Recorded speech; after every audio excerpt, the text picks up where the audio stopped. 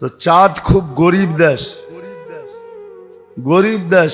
এক জানাজায় গেছি, তো ওইখানে পুরুষ মারা গেলে জানাজার হওয়ার আগে জিজ্ঞাসা করে এই এতিমদের দায় দায়িত্ব কে নিবে। তো একজনে হাত উঠায় বলছে আমি নিমু। তো আমি ওরে চিনি, তো না জানাজার পরে বললাম যে তুই যে দায় দায়িত্ব নিলি এতিমদের, তুই তো নিজেই গরিব। হাসি দিয়া বলতেছে শুন, এক রুটি তো ডেলি জোগাড় করতে পারবো, এক রুটি সবাই ভাগ করে খাবো। আর আমারে বলতেছে তুই আলেম মুফতি হইলি কোত্থেকা, তোরে সার্টিফিকেট দিছে কে?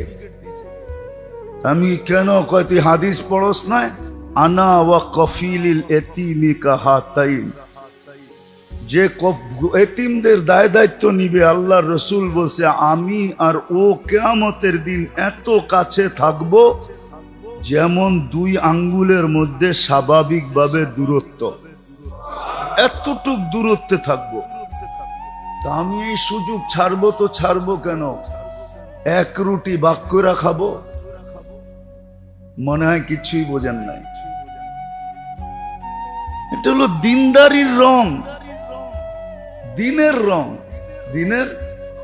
আমাকে দেশে তো চিন্তা করব এতিম কিছু আসেনি, দেখো এটা খাওয়া যায় কেমনে, ঠিক না?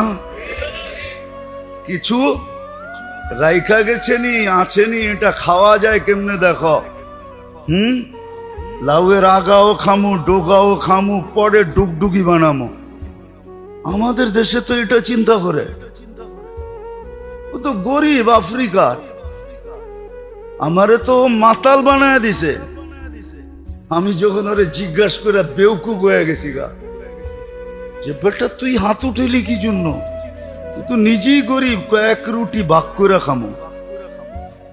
যেদিন থাকবে না আমরাও না খায় থাকবো, ওরাও না খায় থাকবে। কিন্তু আমি এত বড় সুযোগ ছাড়বো কেন? আমাদের দেশে করে নাকি? আরো যেটা বললাম ওইটাই চিন্তা করে, ঠিক না? তো যেটা বুঝাইতেছিলাম, আসেন বোঝেন, কাজে লাগান।